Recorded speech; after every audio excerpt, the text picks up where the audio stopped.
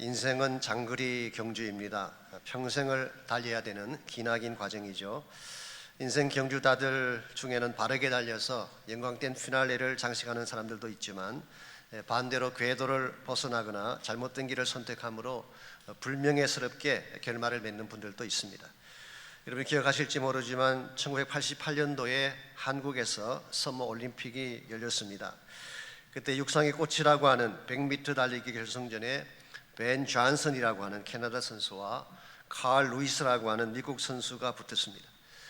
모든 언론사들이 이것을 세기의 대결이라고 불렀습니다. 왜냐하면 벤 존슨은 그 당시 100m를 10초대에 돌파한 세계 기록 보유자였고, 칼 루이스는 미국 육상의 전설로 불리던 사람이었습니다. 그러므로 이 둘의 대결에 전 세계가 관심 갖는 것은 당연한 이유였겠죠. 누가 이겼을까요? 벤 존슨이 9.79초의 신기록으로 우승을 했습니다. 그런데 금메달은 누가 가져갔을까요? 칼 루이스가 가져갔습니다. 왜냐하면 경기 직후에 행한 약물 검사에서 벤 존슨이 스테로이드 양성 반응이 나왔기 때문입니다. 결국 그는 금메달을 박탈당하고 2년 동안 출전 정지 처분을 받았으며 1993년도에 또다시 약물 복용이 발각되면서 영구 제명 처리되고 말았습니다. 자, 왜 이와 같은 일이 벌어졌을까요? 능력이 부족했습니까? 아닙니다. 기술이나 전략의 미숙함 때문일까요? 그것도 아닙니다. 정도를 벗어났기 때문입니다. 가야 할 바른 길로 가지 않고 편법이나 불법을 사용했기 때문에 잘 달렸지만 결과적으로는 실격 처리가 된, disqualified 된 것입니다. 우리의 인생도 마찬가지라고 생각합니다. 능력이 있다고 꼭 우승하는 것이 아닙니다. 재능이 뛰어나고 머리가 탁월하다고 성공하는 것도 아닙니다. 우리 주변을 보시게 되면 머리도 좋고 돈 많고 스펙은 뛰어나는데 거짓과 편법 때문에 이상한 일을 하는 분들이 계세요. 본인은 잘 나간다고 생각할지 모르지만 그 결말은 뻔할 것입니다. 실격된 인생으로 마감할 가능성이 많습니다. 그러므로 한 번밖에 살지 못하는 인생인데 아무렇게나 함부로 달려갈 것이 아니라 믿음 안에서 바른 길을 선택하고 달려야지, 여러분 인생 경주를 다 마친 후에 남길 열매가 아름다워지는 것입니다. 오늘 여러분과 저는 하나님께서 우리에게 주신 인생의 경주를 달리고 있습니다. 어떤 길을 어떻게 달려가게 되면 가장 하나님이 기뻐하실 아름다운 경주가 될 수 있을지, 그리고 결과적으로 하나님께서 인정해 주시고 축복해 주시는 성공적인 경주자로 살아가려면 과연 무엇이 필요할지 오늘 가치근 이 본문을 중심으로 함께 정리해 보려고 합니다. 오늘 가치근 말씀해 보시면은 우리가 달려가야 할 바른 인생 경주에 대한 사도 바울의 권면이 기록되어져 있습니다. 먼저 24절을 보시면 바울은 성도의 삶을 운동 경주에 비유하면서 다음과 같이 말씀하고 있습니다. 운동장에서 다름질하는 자들이 다 달릴지라도 오직 상을 받는 사람은 한 사람인 줄을 너희가 알지 못하느냐. 너희도 상을 받도록 이와 같이 다름질하라. 오늘 본문에 운동장에서라는 표현이 나오는데 헬라말 원문을 보게 되면 스타디오라고 되어 있습니다. 스타디오, 원래는 이 단어가 이 길이를 측정하는 단위였습니다. 약 200m, 606.75피트, 미터로는 200m 정도 되는 길이를 말하는데, 헬라 시대 때 그리스 사람들이 만들었던 운동장의 길이가 일반적으로 그 정도였기 때문에 스타디오라고 부른 것입니다. 여기서 나온 영어가 스타디움이라는 영어가 여기서 나왔죠. 요즘은 스타디움 하면 몇만 명, 몇십만 명이 모이지만 그 당시 그리스 도시들에는 그렇게 크지 아니한 스타디오들이 많이 있었습니다. 여기서 달리기 경주를 한 것입니다. 그리고 가장 빨리 결승점에 도착한 자들에게는 상을 주었어요. 그 당시 기록을 보게 되면 고대 그리스 사회에 4개의 큰 경기가 있었다고 기록이 되어 있습니다. 첫 번째가 이스미안 게임스라고 하는, 이것은 고린도에서 열렸던 경기입니다. 포세이돈이라고 하는 바다의 신을 기리는 그런 경주였습니다. 두 번째 경주가 올림피안 게임이라고 하는, 우리가 흔히 올림픽이라고 부르죠. 이것은 제우스 신을 기념하기 위해서 시작된 것이고 가장 오래된 경주입니다. 주전 776년에 시작되었다고 합니다. 매 4년마다 경기가 모입니다. 세 번째가 피시안 게임스라고 하는, 이것은 아폴로를 기념해서 델피라는 지역에서 모였던 경기. 네 번째로 네미안 게임스라는 경기가 있습니다. 이것은 헤라클레스가 네미안 사자를 때려잡았다고 해서 네미안 지역에서 시작된 경주라고 합니다. 정리하면 이 모든 경주는 이방 신들을 위한 경주였어요. 헬라 신들을 위해 달리는 경주였습니다. 그리고 이 경기에서 우승을 하게 되면 우승자들에게 화환을 씌워주게 됩니다. 이스미안 경기 같은 경우에는 월계수나 솔잎으로 만든 화관을 씌워주었죠. 이것을 우리가 월계관이라고 부르기도 합니다. 올림픽 경기에서는 올리브 나무 가지로 엮어 만든 화환을 씌워주었습니다. 이와 같은 화환을 머리에 쓰게 되면 이것은 굉장한 영광이요 자랑거리가 아닐 수가 없었습니다. 그래서인지 모르지만 AD 67년도에 로마 황제 네로가 약 500명의 군사를 이끌고 그리스로 가서 올림픽에 참석을 했다고 합니다. 그것도 참관하기 위해서 간 것이 아니라 본인이 직접 선수로 뛰기 위해서 갔어요. 그 결과 네로가 1808개의 월계수관을 받았다고 하는 기록이 있습니다. 어떻게 그 많은 월계관을 탈 수가 있었을까요? 황제하고 겨루어서 이긴다는 것은 곧 죽음을 의미합니다. 그러니까 경기하는 사람들이 알아서 긴 것입니다. 빨리 달릴 수 있지만 천천히 가고, 그러다 보니까 네로 황제가 1800개 상을 다 휩쓸어 가게 되는, 이와 유사한 일이 1991년도에 평양에서도 일어났다고 합니다. 김정일 국방위원장이 골프를 치러 갔는데요, 홀 이런만 11개를 하고 골프 끝났을 때 38 언더파를 기록했다고 하는 그런 기록이 남아 있습니다. 이런 세상 면류관이라고 하는 것은 권력자들의 차지죠. 많은 사람들이, 권력을 가진 사람들이 그것을 가져가면은 뭐 unfair하다, just하지 않다 그렇게 말을 하지만 이게 세상의 논리입니다. 힘 있는 사람들이 면류관을 가져가는, 힘 있는 사람들이 성공을 장악해가는, 이것이 세상적인 면류관의 특징이죠. 그러나 25절을 보시면 이와 같이 세상 사람들이 달려가서 얻었던 이 면류관, 이것을 승리자의 관이라고 했는데요, 이것은 썩을 것이라고 바울이 말하고 있습니다. 25절, 이기기를 다투는 자마다 모든 일에 절제하나니 그들은 썩을 승리자의 관을 얻고자 하되, 여기서 말하는 그들은 바로 세상 사람들을 말하는 것입니다.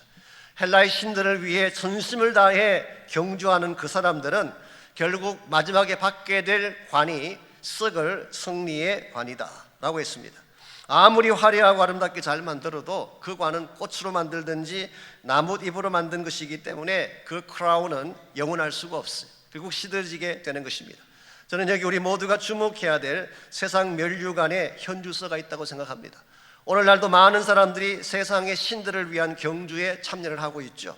황금이라는 신을 추구하기도 하고, 권력이라는 신을 추구하기도 하고, 명예라고 하는 신을 추구하기도 하지만, 이와 같은 세상 경주에서는 설사 여러분이 우승을 한다고 하더라도 받게 될 면류관이 썩어질 면류관밖에 없다는 것입니다. 그것은 결코 영원하지 않습니다. Perishable crown, 썩어지고 시들어지는 크라운이에요.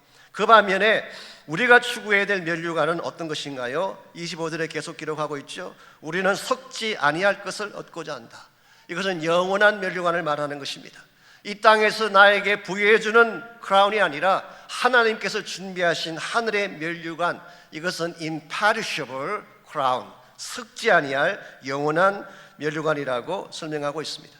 오늘 여러분과 저의 삶의 경주 앞에는 이 두 가지 면류관이 항상 기다리고 있습니다. 세상 사람들이 나에게 안겨주는 세상의 면류관과 하나님께서 준비해 놓으신 영원한 영광의 면류관, 이 두 가지가 우리 인생 경주 앞을 기다리고 있습니다. 여러분, 이 두 가지 가운데 무엇을 향해 달리고 계시는지요? 우리 삶의 방향이 어떤 면류관을 지향하느냐에 따라서 삶의 내용도 달라지게 되고 마지막에 맺게 될 열매도 달라질 수밖에 없습니다. 여러분과 저는 예수님 만났고 하늘나라의 시민권자이기 때문에 마땅히 세상의 면류관이 아니라 하늘의 면류관을 향해 달려야 할 줄 믿습니다. 한 번밖에 살지 못하는 인생이기 때문에 더구나 우리는 정신을 차리고 이 세상에 썩을 것을 위한 경주가 아니라 영원토록 이실 하늘의 영광된 상을 향하여 달려가야 합니다. 우리가 어떻게 하면 이와 같이 하늘의 영광을 위한 경건하고도 올바른 신앙 경주를 달려갈 수가 있을지, 오늘 본문에 보시게 되면 우리 모두가 영광된 인생 경주를 달리는데 꼭 필요한 세 가지 요소를 오늘 성경이 소개합니다. 간단히 정리해드리면, 첫째는 적응성이에요. 두 번째는 절제력입니다. 마지막 세 번째는 방향성. 이 세 가지가 분명히 갖춰져야지 여러분의 신앙 경주가 바르게 될 수가 있습니다. 첫 번째로 영광스러운 바른 경주를 달려가려면 첫 번째로 적응력이 필요합니다. 적응력이라고 하는 것은 adaptability 혹은 flexibility, 유연성이라고 그렇게 번역할 수도 있습니다. 즉 주어진 여건이나 상황에 잘 적응하는 삶을 말합니다.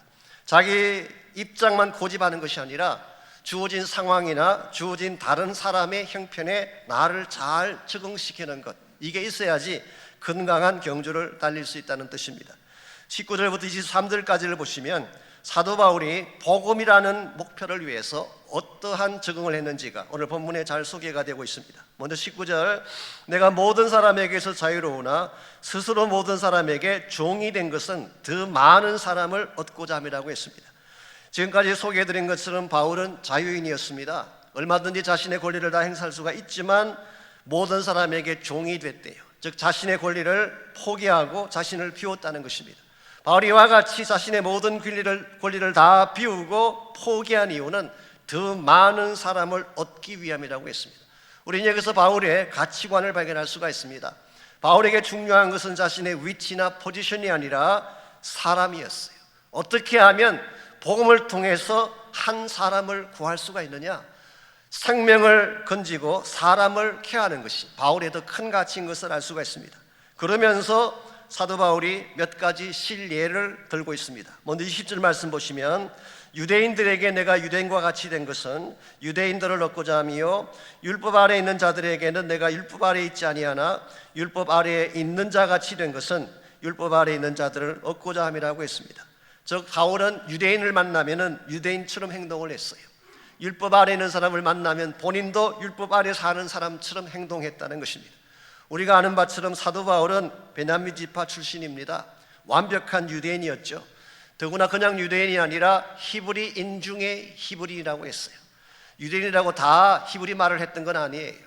헬라 말을 하는 유대인들이 많이 있었습니다. 그런데 바울은 히브리 말을 하는 히브리 문화와 율법에 정통한 그런 유대인이었어요.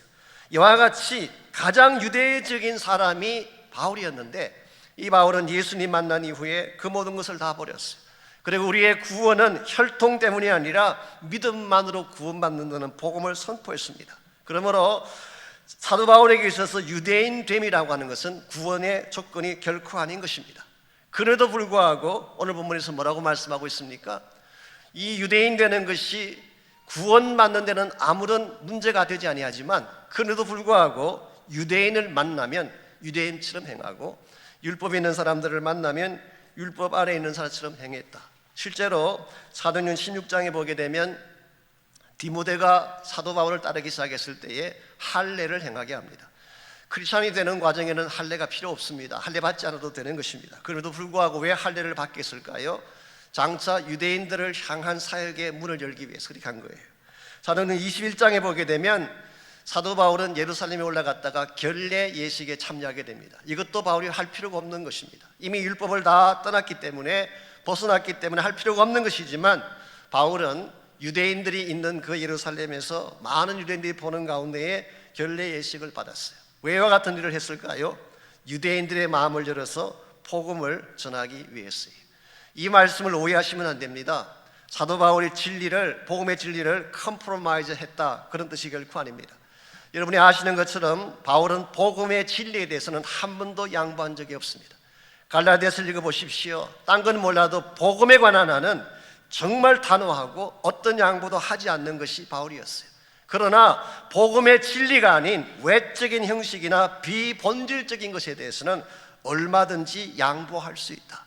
이렇게 양보함으로써 유대인들의 마음을 열고 그들을 복음 앞으로 초청할 수만 있다면, 이게 사도 바울이 보여주는 적응력이에요. 21절에는 그 반대 케이스를 소개하고 있습니다. 율법 없는 자에게는, 즉 이방인이나 헬라인을 말하는 것입니다. 내가 하나님께는 율법 없는 자가 아니요 도리어 그리스도의 율법 아래에 있는 자이나.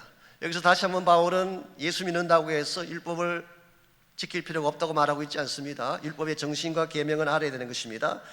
나에게는 율법이 소중한 것이고 또 그리스도의 율법 아래 내가 실제로 생활을 하고 있는 것이지만, 그러나 율법 없는 자를 만났을 때는 나도 율법 없는 자와 같이 행동했다는 것입니다. 이유가 뭡니까? 그들을 얻기 위해서. 이게 사도 바울의 적응력이에요. 22절, 약한 자들에게는 약한 자와 같이 된 것은 약한 자들을 얻고자 하며 내가 여러 사람에게 여러 모습이 된 것은 아무쪼록 몇 사람이라도 구원하고자 함이니. 약한 자를 만나면 바울은 약자가 됐어요. 우리 보통 반대로 많이 하죠. 약자 만나면 짓누르고 강자 만나면 빌고 그러는데 바울은 약자를 만나면 본인도 약한 자처럼 행동했어요. 그리고 여러 사람에게 여러 모양이 되었다. NIV 성경은 I became all things to all people. 모든 사람들, 어떤 종류의 사람을 만나든지 그들에게 복음을 전하기 위해서 여러 가지 모양이 되었다. New Living Translation이 좀 재미있게 번역한 걸 보았어요. I try to find the common ground with everyone. 모든 사람과 공통점을 발견하기 위하여, 누구를 만나든지 common ground를 발견하기 위해서 나는 어떠한 형태로도 나를 적응시키고 나를 그들에게 프리젠트했다, 그런 뜻이에요. 여기에 사도 바울의 적절성 혹은 적응성에 대한 좋은 예를 읽어볼 수가 있습니다. 우리는 가끔 세상 사람들을 만나면 장벽을 쌓으려고 할 때가 있어요. 나는 예수 믿는 사람, 당신은 불신자. 나는 천국 백성, 당신은 지옥 백성. 이렇게 벽을 쌓고 이 관계를 깨뜨리려고 하는 그런 성향들이 우리에게 있어요. 이것은 대단히 위험한 것입니다. 여러분, 지금 예수 믿지 않는 사람이라고 해서 앞으로도 예수 믿지 말라는 법이 있나요? 지금 하나님 모른다고 해서 앞으로도 영원히 하나님 몰라야 될까요? 지금은 아직 주님을 알지 못하지만, 아직은 복음 앞으로 들어가지 않았지만 그들에게도 복음의 기회를 줘야 되잖아요. 그들의 마음도 열어야 될 것 아닙니까? 이런 면에서 나 자신이 가지고 있는 위치나 나의 이론이 아무리 정당할지라도 본질적인 것이 아닐 경우에는 얼마든지 나를 낮추어서 그들에게 다가갈 수 있어야 된다. 이와 같은 삶의 원리를 신학교에서는 Incarnational Principle, 이 성육신적 원리라고 이야기합니다. 선교를 떠나시는 분들이 이걸 많이 공부하시죠. 선교사라고 하게 되면 내가 어떤 문화권에서 왔든지 나의 사회적 지위가 어떠하든지 현지에는 그 사람들과 같아져야 돼요. 그분들에게 나를 맞추지 아니하면 결코 복음은 전할 수가 없기 때문에, 요한복음 4장에 보시면 예수님께서 사마리아 성을 방문하시고 한 여자를 만났을 때에 얼마나 예수님이 그 장벽을 잘 깨뜨렸는지 예를 읽어볼 수가 있어요.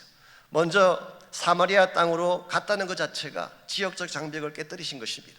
그 당시 유대인들은 사마리아를 가지 않았어요. 항상 돌아서 갔습니다. 그런데 예수님께서는 의도적으로 사마리아 지역으로 들어가셨어요. 두 번째로 유대인 남자가 사마리아 여자에게 말을 붙인다는 것도 파격적인 것입니다. 그 당시에는 이건 있을 수 없는 거예요. 성별의 장벽까지도 깨뜨린 것입니다. 뿐만 아니라 그 여인에게 다가가서 물 좀 달라고 요청을 했어요. 왜 예수님께서 그와 같은 요청하셨을까요? 정말 목이 말라서 물 마시시려고? 아닙니다. 대화의 창을 열기 위해서 말씀하신 거예요. 요한복음에 보게 되면 정말 목이 마르셨으면 주님께서 그 물을 받으시고 마셨다는 기록이 나와야 되는데 그런 기록이 없어요. 물 달라고 말씀만 하셨지 실제로 마신 기록은 없습니다. 그러므로 지금 그 여인이 우물가에 있고 물을 깃고 있기 때문에 그 마음을 열고 들어갈 수 있는 가장 좋은 툴이 물이었어요. 그래서 마음의 장벽을 깨뜨린 것입니다. 그리고 나서 목마르지 아니할 생수를 말씀하셨어요. 이게 복음입니다. 이 복음을 그 여인에게 말씀한 후에 드디어 폐부를 찌르는 한마디를 말씀하시죠. 내 남편을 불러오라 그랬어요. 이것은 사실 그 여자에게 가장 아픈 부분을 건드린 것입니다. 누구에게도 노출을 시키고 싶지 아니했던, 지금까지 혼자 가슴에 안고 살아왔던 상처의 핵심부를 건드린 것입니다. 이 부분을 건드려야만 정말 복음 앞으로 돌아올 수 있는 것을 알았기 때문에 결국 이 여인은 이 예수님의 지적 앞에 허물어지게 되고 참 생수의 근원이신 주님을 만나게 되고, 아시는 대로 물동이를 거기에 던져두고 마을로 뛰어들어가서 I met the Messiah, 내가 메시아를 만났다고 선포하고 20살 살았던 그 여인이 자랑스럽게 마을을 다니면서 예수를 전가하는 인물로 바뀌게 된 사실을 성경이 기록해주고 있습니다. 이것이 바로 적응력이에요. 예수님은 윽박지르지 않았어요. 더러운 여자라고 정죄하지도 않았어요. 오히려 그 여인의 위치까지 내려가서 가장 깊은 부분의 아픔을 만져주시고 가슴에 생수를 부어주심으로 한 생명을 구원하셨던 주님의 모습. 오늘 여러분과 저의 삶에도 이와 같은 적응력이 필요합니다. 우리가 세상을 향해 나아갈 때에 우리가 예수 믿는 사람이고 우리는 경건하게 살고 있는지 모르지만 그럴지라도 그분들에게 다가갈 때에 나의 높은 장벽들을 내릴 수 있어야지 그들을 만날 수가 있는 것입니다. 자녀와의 관계도 마찬가지입니다. 욱박지르기만 해서는 자녀에게 다가갈 수가 없어요. 그들이 하는 말을 들어야 돼요. Listen to them. 그들이 하는 말을 들어야 돼요. 부부관계도 마찬가지입니다. 아내의 말을 들어야 되고 남편의 말을 듣고 내가 먼저 다가갈 수 있을 때에 참된 의미에서의 관계성의 회복이 일어날 수가 있는 것입니다. 사실 우리 인간관계만큼 어렵고 힘든 것이 없습니다. 대부분의 상처받는 것도 대인관계 때문이고, 또 물론 축복을 누리는 경우도 대인관계 때문일 때가 있지만 상처받는 애들이 더 많이 있어요. 솔직히 우리가 만나는 사람들 중에 딱 내 마음에 맞는 사람이 있을까요? 그런 사람 없습니다.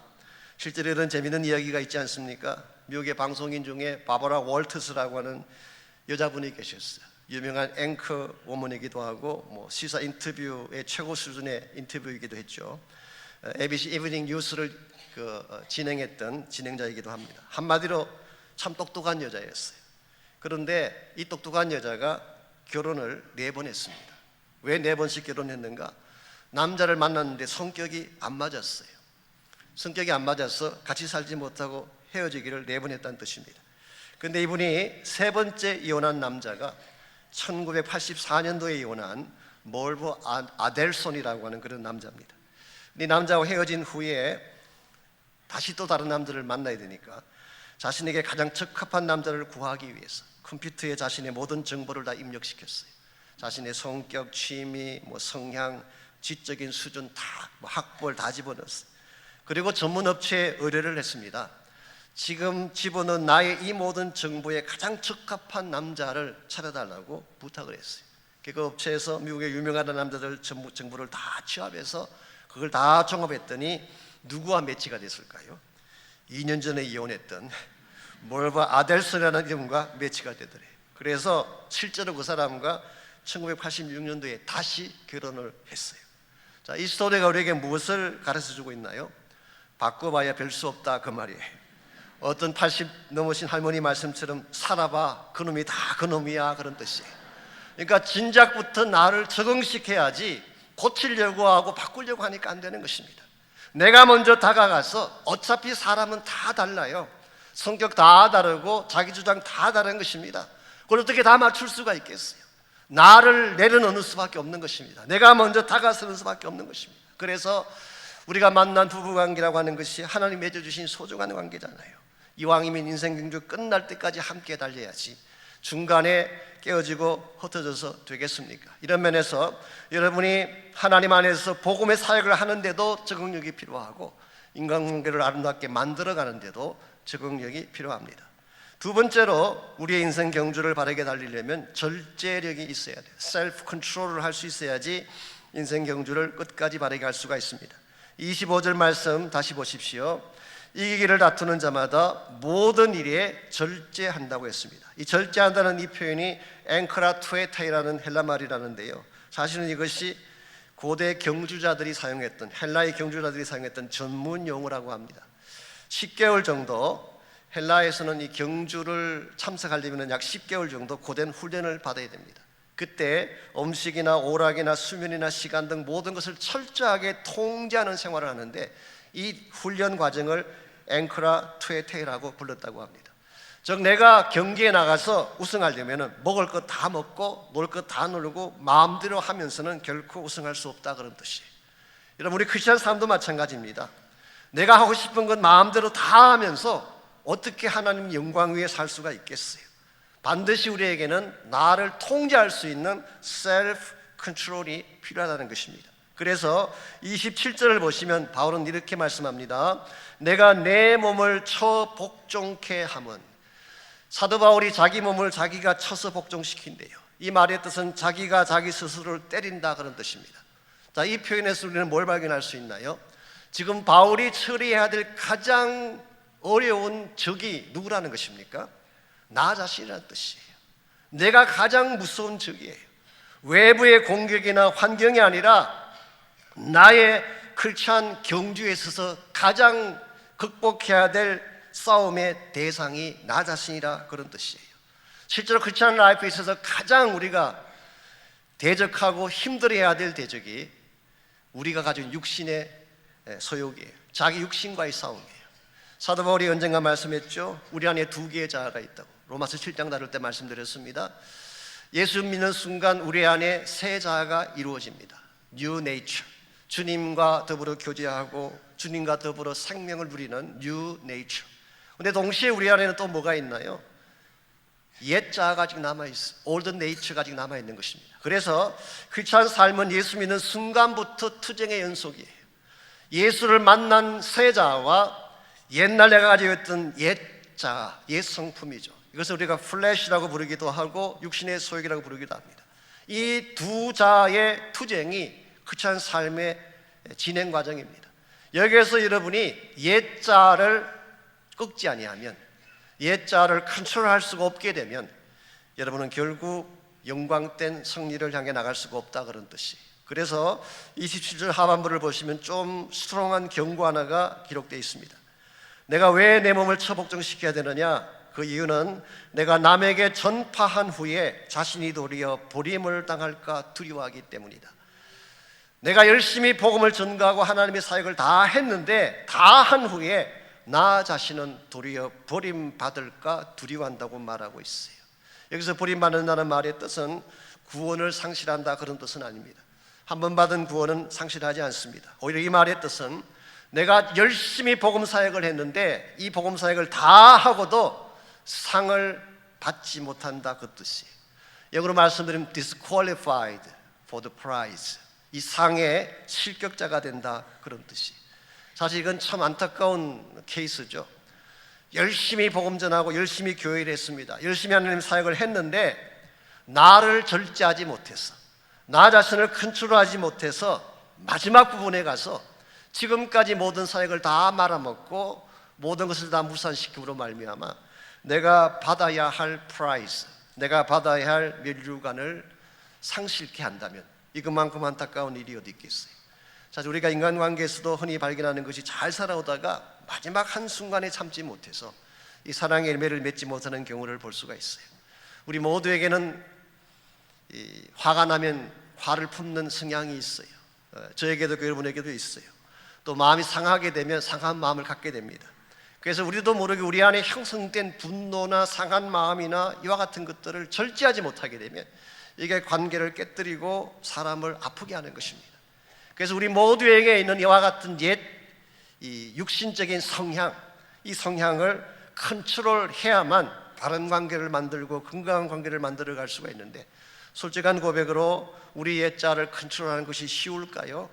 결코 쉽지 않습니다. 이게 쉽다면 왜 오늘 성경이 그렇게 강조하고 있겠어요? 결코 쉽지 않습니다. 그래서 갈라디아서 5장 23절을 보게 되면 사도 바울은 이 절제를 성령의 열매로 소개를 했어요. 다른 말로 표현하면 성령이 내 마음을 컨트롤할 때 비로소 나올 수 있는 것이 셀프 컨트롤이에요. 성령이 내 마음을 장악하지 아니하면 내 안에 있는 나를 절대로 컨트롤할 수가 없다는 것입니다. 그러므로 여러분이 정말 바른 마음으로 바른 인격으로 살아가기를 원한다면 성령의 충만을 꼭 받으셔야 돼요. 분노가 나의 마음을 컨트롤하려고 할 때에 하나님의 성령의 도움 받으십시오. 지금 내 마음이 분노로 채워지려고 합니다. 성령이 내 마음을 다스려 주십시오. 원망하는 말이 튀어나오려고 할 때에, 악한 말이 튀어나오려고 할 때에, 무엇인가 상처 주는 말이 튀어나오려고 할 때에 여러분이 성령의 능력을 구하게 되면, 성령께서 여러분의 마음을 다스리는 순간 여러분의 심령은 사랑과 희락과 화평과 오래 참음과 자비와 양선과 충성과 온유와 절제하는 마음을 갖게 되는 거예요. 오래전에 아리스토텔레스가 이런 말을 했다고 합니다. 자연은 진공을 싫어한다. Nature abhors vacuum. 이 사실 미국 사람들이 늘 자주 쓰는 격언 중에 하나라고 하는데요. 이 자연이라고 하는 것은 빈 공간이 생기면 빨리 그걸 메우려고 하는 경향이 있어요. 예를 들어서 진공으로 밀폐된 병을 따게 되면 공기가 그 안으로 막 빨려 들어가죠. 이게 자연의 본질이라는 것입니다. 우리의 마음도 마찬가지입니다. 우리의 마음에 베이큐움이 생기면요, 우리 마음이 비어 있으면 세상적인 것이 막 그 속으로 들어가게 돼 있어요. 그래서 빈 마음을 그대로 두게 되면 위험한 것입니다. 그래서 내 마음이 하나님의 영으로 꽉 차 있어야지 세상에 들어오지가 못하지, 내 마음이 성령이 아닌 나 자아로 꽉 차 있게 되면 우리는 내 자신의 스스로 희생제물이 되는 것입니다. 그러므로 정말 우리가 하나님이 주신 인생 경주를 건강하게 바르게 끝까지 잘 달려가기를 원한다면 적응도 잘해야 되지만 자신을 절제하는 것도 할 수 있어야 됩니다. 마지막 세 번째로 여러분과 제가 이 하나님의 우리에게 주신 인생 경주를 잘 마치려면 방향성을 바르게 해야 됩니다. Right direction이죠. 방향을 바르게 정해야지 하나님이 기뻐하시는 쪽으로 살아갈 수가 있습니다. 26절을 보시게 되면 바울은 두 가지 비유를 통해서 방향성에 대해서 소개하고 있습니다. 그러므로 나는 다름질하기를 향방 없는 것 같이 아니하고 싸우기를 허공을 치는 것 같이 아니한다. 이 다름질한다는 것은 달리기 경주를 말합니다. 달리기 경주를 하는데 목표를 정하지 않고 달리는 경주자 봤어요? 이 향방 없이라면 aimless. 내가 이제 경주를 떠났는데 도착해야 될 목표지를 정하지 않고 떠난다면 어떻게 되겠어요? 결국 이 사람은 아무리 빨리 달려도 실격자가 될 수밖에 없는 것입니다. 두 번째 케이스는 싸우는 경우. 이것은 권투나 격투기를 말합니다. 만일 권투를 하는 선수가 허공을 계속 치게 된다면 어떻게 될까요? 본인의 펀치가 아무리 강해도 허공을 치는 한 상대는 넘어지지 않습니다. 상대를 넘어뜨리려면 이 펀치가 정확하게 목표에 맞아야 돼요. 또 그 동일한 원리로 우리 크리스찬 삶의 경주도 목표를 바로 정하고 바른 방향으로 달려가야지 여러분의 인생을 낭비하지 아니하고 인생을 다 달렸을 때 남길 열매가 있다, 그런 뜻이에요. 오늘 여러분과 저의 삶은 하나님이 주신 목표가 있어요. 세상을 향해 아무렇게나 살다가 끝나는 것이 우리 인생이 아니라 하나님이 여러분과 저를 부르실 때에 우리에게 주신 목표가 있어요. 그 목표가 뭘까요? 빌립보서 3장 14절에서 바울은 이렇게 기록하고 있습니다. 표대를 향하여 그리스도 예수 안에서 하나님이 위에서 부르신 부름의 상을 위하여 달려가노라. 바울에게는 위에서 부르신 부름의 상이 있대요. 영어 성경 보시면은 upward calling from God. 어떤 영어 번역은 heavenly calling. 또 어떤 분들은 higher calling 그렇게 부르기도 했어요. 사도 바울이 설정한 목표는 이 땅이 아니었어요. 이 땅의 성공이 아니었어요. 하나님이 나를 이 땅에 보낼 때 나를 통해 이루기를 원하신 eternal 플랜이 있는데 이게 하나님 나라를 위한 계획이에요. 이것을 위해 달려가도록 우리를 부르셨고 이와 같은 목표를 향해 달려갈 때에 하나님께서 예비하신 영광의 면류관이 있음을 말한 것입니다. 베드로전서 5장 4절에서 베드로도 동일한 말씀을 적었어요. 베드로는 목자의 삶에 대해서 말하면서 여기도 목자님들이 많이 계시는데 목자의 직은 참으로 영광된 직입니다. 우리가 가진 어떤 직식보다도 더 존귀한 거예요. 왜냐하면 이 목자의 직을 다한 사람에게 우리의 목자장이신 그리스도가 나타나실 때에 시들지 아니하는 영광의 면류관을 주리라고 약속하셨기 때문에 여러분이 양을 위해 수고합니다. 신방하느라고 눈물을 흘립니다. 그들을 위해 중보하느라고 시간을 보내죠. 이게 그냥 사라지는 것이 아닙니다. 하나님이 다 기억하셨다가 주 예수 다시 오실 때에 시들지 아니하는 영광의 면류관으로 주신다는 거예요. 오늘 세상 사람들은 이 땅의 면류관을 위해 달려가죠. 성공이라는 면류관을 얻기 위해 명예라고 하는 권력이라고 하는 면류관을 위해 달려가지만 결국 그 사람들은 얻어도 썩을 면류관입니다. 그러나 여러분과 저는 거기에 관심을 갖지 않습니다. 썩지 아니할 하늘의 면류관, 주님 다시 오실 때 우리 모두에게 부어주실 영광된 하늘의 면류관을 위해 달려가야지. 여러분 한 번을 살아도 후회하지 않고 바르게 살아갈 수가 있습니다. 마라톤 하면 잊을 수 없는 이름이 있죠. 우리 송기정 선생님. 이분은 1939년도에 베를린 올림픽에 참가를 하고 이 베를린 올림픽이 히틀러가 직접 마련한 엄청난 규모의 올림픽이었습니다. 히틀러가 자기 힘을 과시하기 위해서 온 유럽과 전 세계 자기를 과시하기 위해서 마련한 것이 베를린 올림픽이에요.